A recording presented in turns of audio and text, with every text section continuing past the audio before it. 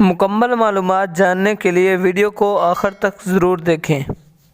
بعض لوگ ہیں جنات کا ان کے وجود کا انکار کرتے ہیں، حتیٰ کہ قرآن و سنت کے اندر اس کے مختلف دلائل، بہت سارے دلائل موجود ہیں۔ جنات کے وجود پر قرآن مجید سے کچھ دلائل عرض کرنے لگا ہوں۔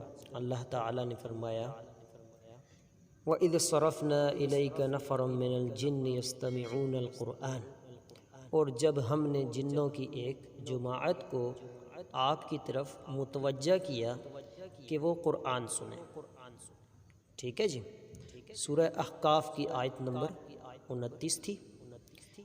آگے فرمایا قُلْ أُوحِيَ إِلَيَّ أَنَّهُ اسْتَمَعَ نَفَرٌ مِّنَ الْجِنِّ فَقَالُوا إِنَّا سَمِعْنَا قُرْآنًا عَجَبًا، کہہ دیجئے کہ مجھے وحی کی گئی ہے کہ جنوں کی ایک جماعت نے قرآن سنا اور کہا کہ ہم نے عجیب قرآن سنا ہے۔ سورہ جن کی پہلی آیت ہے، جیسا کہ آپ کو اکثر کو پتہ ہی ہوگا۔ یہ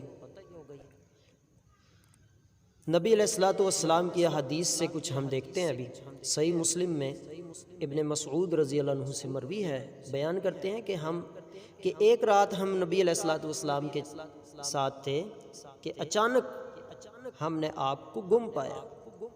ہم نے آپ کو وادیوں، گھاٹیوں وغیرہ میں تلاش کیا اور کہا کہ شاید آپ کو کچھ جن اڑا کے لے گئے ہیں جی، یا آپ کو نعوذ باللہ کچھ کر دیا ہو، ہیں جی، شہید کر دیا ہو۔ چنانچہ یعنی جنوں نے، کیونکہ دشمنیاں بھی تھیں نا، نان مسلمز جو تھے وہاں کے، شاید ان میں سے کسی نے حملہ کر کے یعنی لے گئے ہیں کہیں پہ اور شہید کر دیے گئے ہیں، نعوذ باللہ۔ چنانچہ وہ کہتے ہیں کہ ہم نے اتنی پریشان رات گزاری جتنی پریشان رات کوئی قوم گزار سکتی ہے۔ جب ہم نے صبح کی تو دیکھا کہ آپ ہرا کی جانب سے تشریف لا رہے ہیں۔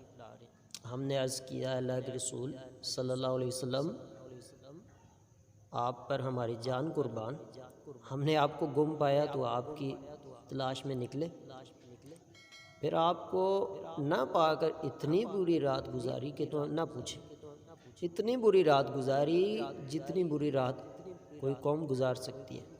نبی علیہ الصلوۃ والسلام نے کیا فرمایا، میرے پاس جنوں کی طرف سے ایک بلانے والا آیا تھا تو میں اس کے ساتھ چلا گیا اور ان پر قرآن کی تلاوت کی۔ ابن مسعود رضی اللہ عنہ کہتے ہیں کہ پھر آپ ہمارے ساتھ اس جگہ گئے، باقاعدہ ہمیں اس جگہ پر لے گئے اور وہاں جنوں کے اور ان کی آگ کے نشانات بھی دکھائے ہیں جی۔ جنوں نے آپ سے اپنے کھانے کا سوال کیا تو آپ نے فرمایا ہر وہ ہڈی جس پر اللہ کا نام لیا گیا ہو وہ تمہارا کھانا ہے، وہ تمہارے ہاتھ لگے گی تو وافر گوشت ہوگی۔ یعنی وافر گوشت کا مطلب یہ ہے کہ گوشت سے بھری ہوئی ہوگی، اور ہر مینگنی گوبر تمہارے چوپایوں کے لیے چارہ ہے۔ اس لیے منع کیا گیا نبی علیہ الصلوۃ والسلام کی طرف سے کہ لہٰذا تم ان دونوں چیزوں سے استنجا نہ کیا کرو، گوبر اور ہڈی سے۔ ٹھیک ہے جی، تو اس کے علاوہ بھی بہت سارے دلائل ہیں۔ گوبر اور ہڈی سے استنجا کرنے سے منع کیا گیا اور فرمایا کہ یہ تمہارے بھائی جنوں کا کھانا ہے۔ اسی طرح صحیح بخاری میں ابو سعید خدری رضی اللہ عنہ سے روایت ہے، وہ کہتے ہیں کہ رسول اکرم صلی اللہ علیہ وسلم نے مجھ سے فرمایا تمہیں بکریوں اور بیاباں سے محبت ہے؟ تو جب تم اپنی بکریوں اور بیاباں میں ہو اور نماز کے لیے اذان دو تو بلند آواز سے اذان دو، کیونکہ جو بھی جن یا انسان یا جو بھی چیز مؤذن کی آواز سنتی ہے وہ قیامت کے دن اس کے لیے گواہی دے گی۔ اس کے لیے کیا کرے گی؟ گواہی دے گی۔ صحیح بخاری کی دوسری جلد اور حدیث نمبر 104 تھی جو ہم سماعت فرما رہے تھے۔